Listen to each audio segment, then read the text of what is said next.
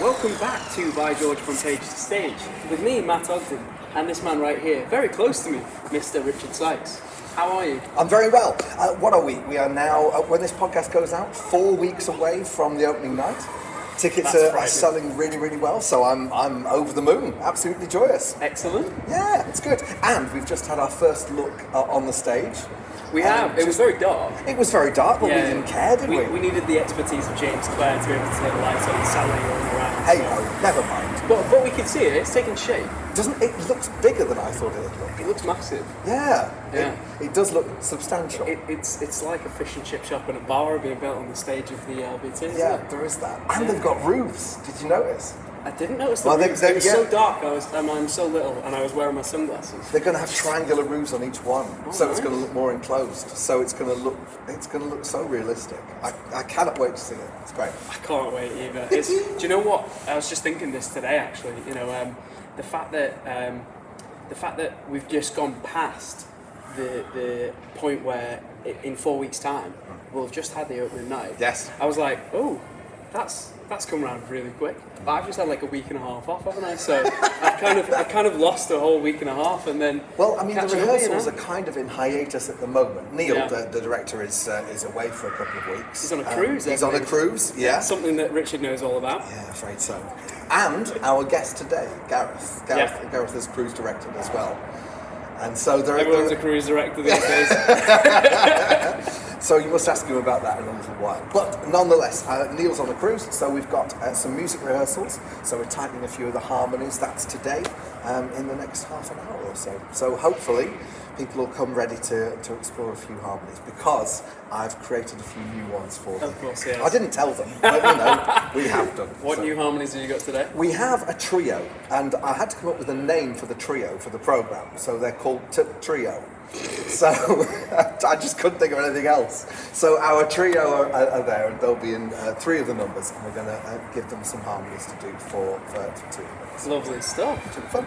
Awesome. Yeah. Should we have a chat to Gareth then? I think we should. Yeah, let's do it. You have a chat to Gareth, I'll have a chat to Gareth. and I'll go and rehearse. Lovely stuff. So here we go, folks. Here's our chat with the wonderful Mr. Gareth Cole.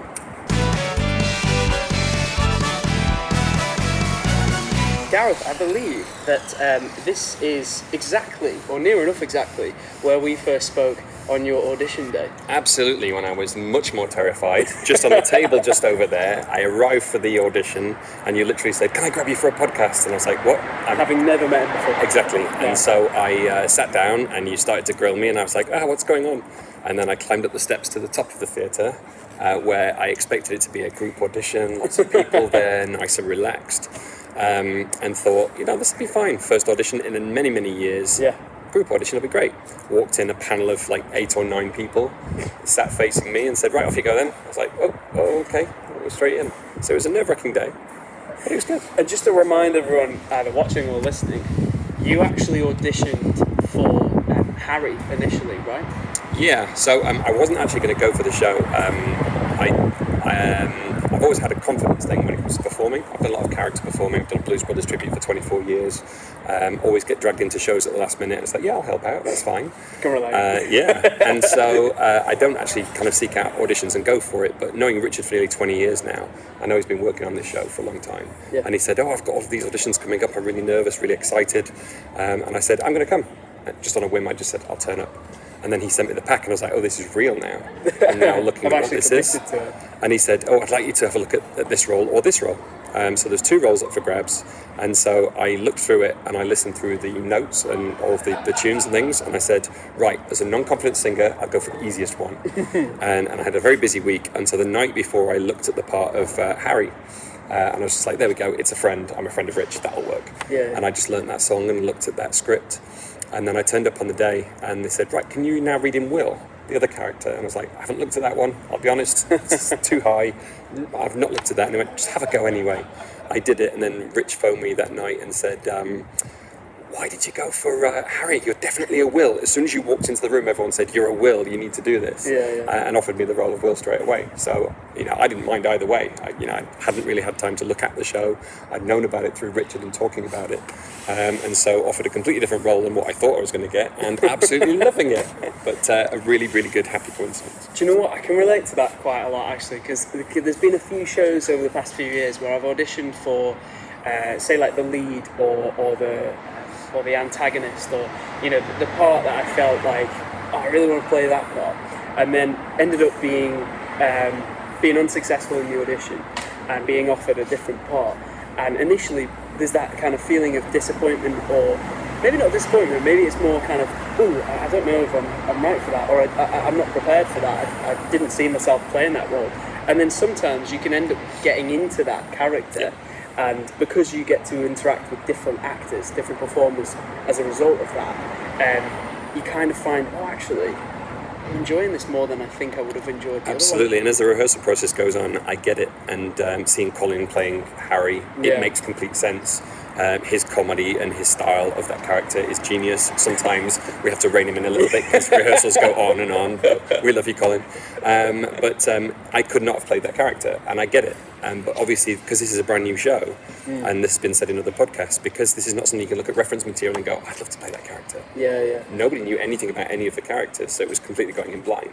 And you mentioned about the fact that you felt like it was too high for you to go for Will.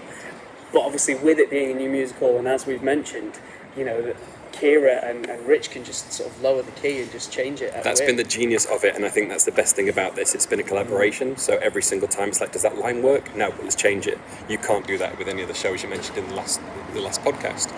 Whereas Rich, being a musical genius, he's like, I've changed it, I've tweaked it. This is now in a lower key. He likes to push me, so he's like, this is now in a higher key because I want to stretch you because I know you can do it. And he's seen confidence in me vocally that I've never felt, and so this is good for me because it's a challenge. And the best thing is, I've never worked with anybody in this company before. No. So I've done shows at other theatres, and when you know everybody, it's easy. You go in and you're all on the same page. But coming in and not knowing anybody, it was a little bit daunting at first. But everybody is so lovely. And coming in on the first day and only knowing Rich and the entire cast and company, and everyone stood on stage introducing themselves and what they liked from the chip shop. And I stood there and I was like, I don't actually know anybody, and this is going to be terrifying. And then by the time the second rehearsal came around, everyone was talking to me and chatting. I was like, this is going to be a really fun process. I think Colin said a similar thing a couple of episodes ago about the fact that, so obviously you have more of a background in musical theatre than he does. He's more of he's more of a comedian performer. He's more of a comedy duo kind of guy. Bit of a jack of all trades, and he said the same kind of thing, that coming in here because he didn't know anyone, it was quite daunting to be like, everyone knows everyone, and it could be a bit cliquey, which amateur. A lot of theatre companies are, and you get that, and it's very rare that you go into a show and everybody is so nice, and you do look forward to it. And just to reiterate what Neil said last week, you actually look forward to rehearsals. I've never had that before. Normally you dread it and you go, I've got to go to rehearsal. What am I looking out for today? And it's like, when's the next rehearsal? Because you're learning more about the story. You're seeing it all come to life. Seeing Richard's face light up just when he sees things performed for the first time, and just those magical moments when it's like, that's funnier than everyone actually thought it would be. Yeah, and Maria said the same thing as well. I think when I've sat down with Maria, watching a few of the rehearsals, and she's just kind of not gushing, but she's almost like a little bit overwhelmed at the thought that this really long process of writing this musical is finally being realised, and she's seeing those performances come out.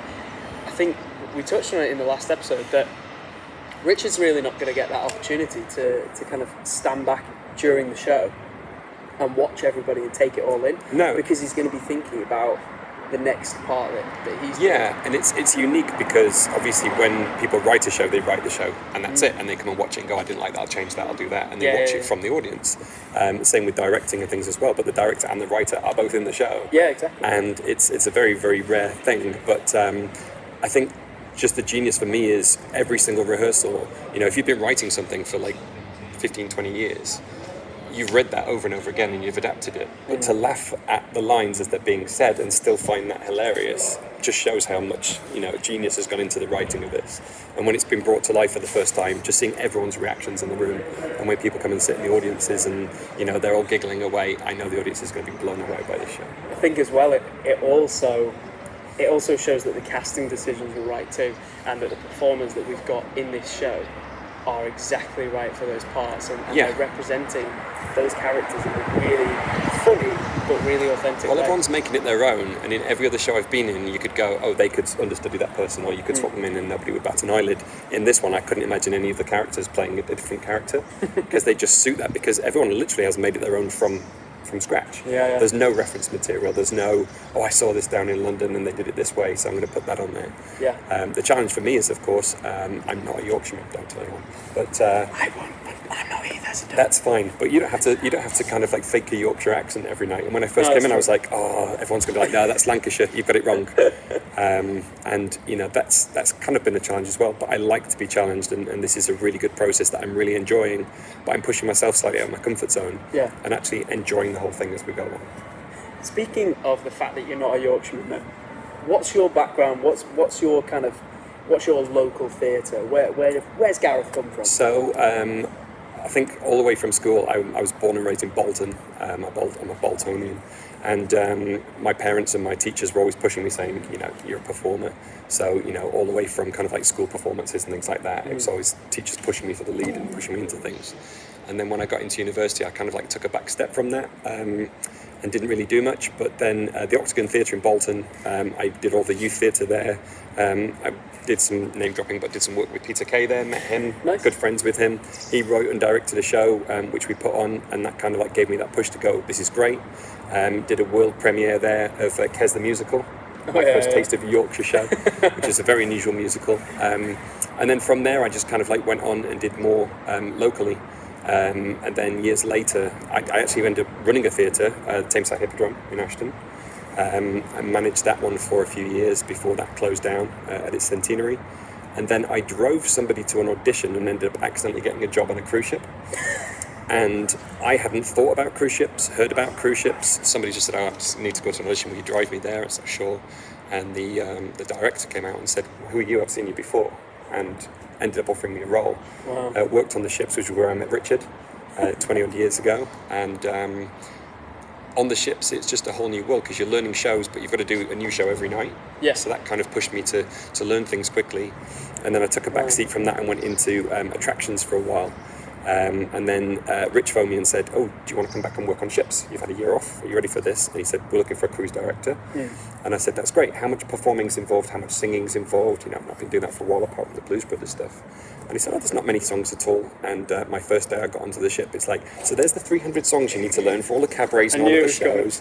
And you know what? It was the best thing I ever did. And it was ironic, because at that time, Richard was a cruise director on one ship, I was a cruise director on another, and we would occasionally pass like ships in the night, literally, and be like, hi Rich.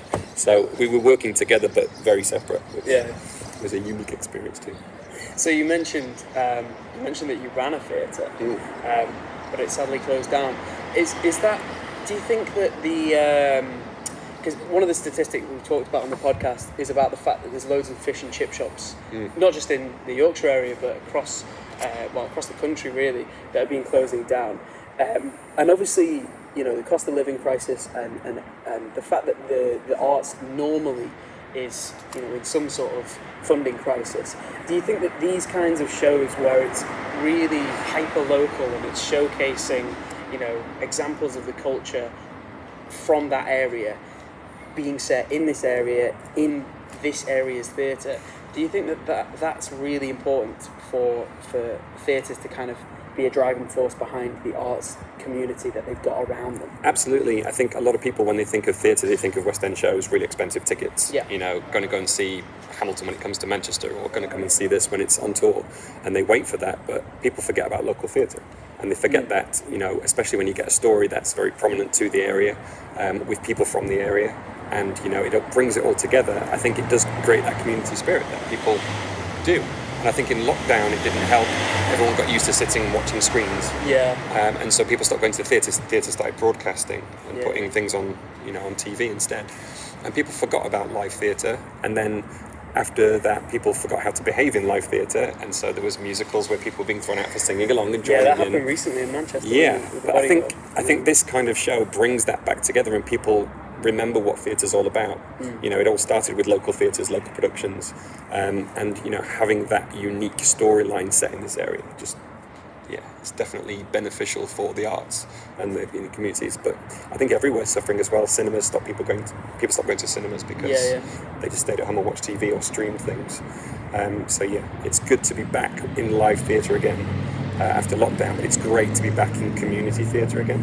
It's a really rare experience. I think a lot of people, they go, oh, do you want to go and watch this show? No, I've heard about that, I don't like it. Or I've seen bits of that, I don't like it, it's not for me. No one knows what this show is going to be. You know, it is a world's first, and you can kind of reference certain things and say, if you like this, you'd like this show. But I think that's the thing. I think there's going to be so many surprises in it. There's stunts, there's effects, there's amazing songs, there's comedy, there's great characters, there's great staging. I think, you know, it's got the all-round appeal that everybody should or will like this show. Whereas, as I say, you know, a lot of times people say, oh, I'm going to go watch this. No, it's not for me, that. You know, you don't know. You need to get tickets, buy tickets. There's a few left. Get your tickets and come and watch it, because there is literally something for everybody in this show. And 1 minute you're laughing, next minute you're crying, next minute, you know, you're in awe of what's happening on stage. And with just such a good company and such a huge cast and so much talent in it, I think this is the opportunity that if you haven't been to the theatre for a while, this is the show which will kind of change your mind about coming back to theatre again. And you don't have to be a Yorkshireman either, nope. or a Lancashireman putting on a Yorkshire accent. No, I mean, you just look at things like Victoria Wood. You know, a lot of people said, oh, she's a local comedian, or Peter Kay, he's a local comedian. Only people local will find it funny. I go anywhere in the world and people go, oh, you're from Peter Kay country, you know.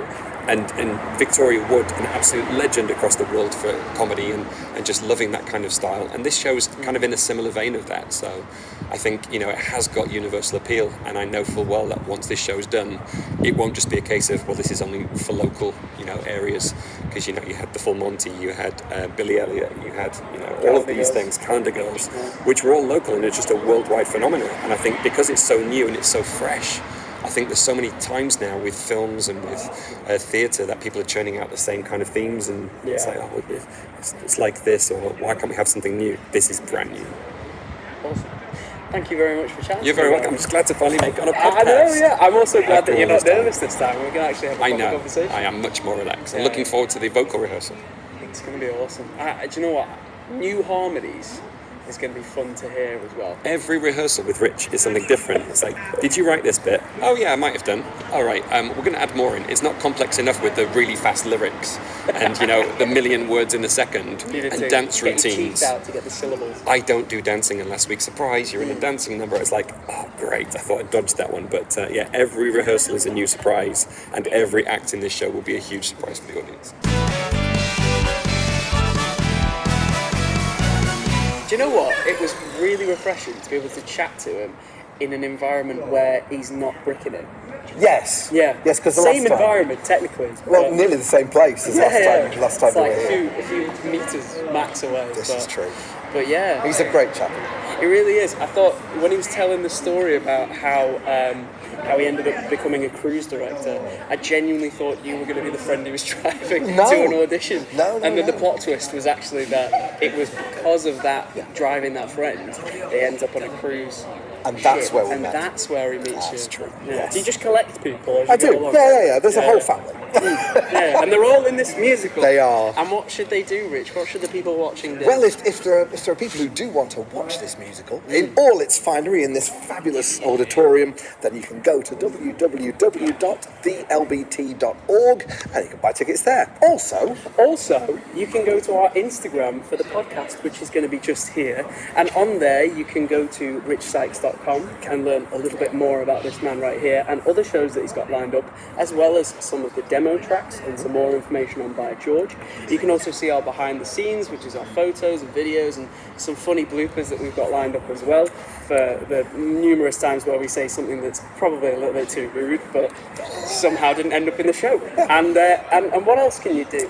Well, you can also catch up on the previous podcasts, and they're also available on my website and on my YouTube channel where you can watch them all. So if you're listening to this at the moment, you might want to get a visual. You might want to see our faces. Yeah. You'll definitely want to see the visual of the theatre and of Gareth. Maybe these two faces, they've been seen plenty of times, haven't they? I've got a fantastic face for radio. I really have. It's great. I've got a hairline for it. Oh. But you can also listen to the podcast if you'd rather not see us as well. Mm-hmm. There's a link on the link tree as well.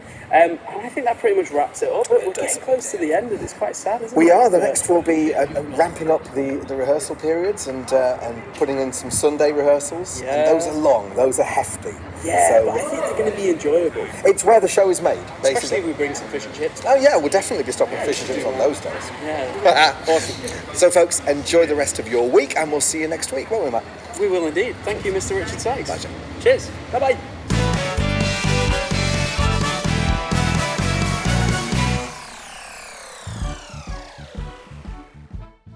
Hello, my name is Richard Sykes and I wrote By George. The show is a very personal story. It's a local story, so it's all about my childhood in Yorkshire, growing up around Yorkshire women, strong women. It's also about family, so the strong family bonds that we had around here when I was a kid as well. This musical really elevates performers of a certain age that perhaps thought they were done with musical theatre and couldn't get the leads anymore. And these incredible performers from my prime period about 20 years ago are the ones that are really elevating the piece. They are sensational. Can't wait to see them perform, and rehearsals are an absolute joy. My name's Niovi Armitage and I'm playing Marge in By George. She's the villain, which is really interesting to play. The reason she's important is that she learns that George has money of his own. And she's looking for husband number 6, and that would be a good fit. So she sets about to divide and conquer, which is one of her songs, to divide and conquer the leading lady, Nikki, playing Pauline, and George.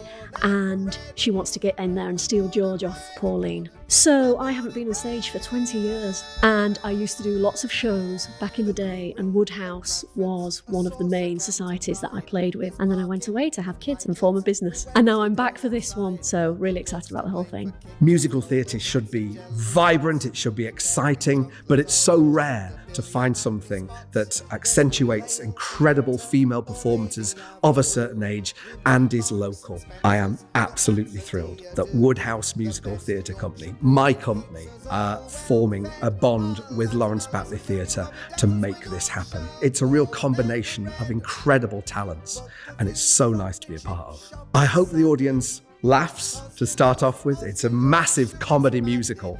I also hope they come out finger clicking to some of the songs, because there's some very catchy numbers in there and they're all brand new.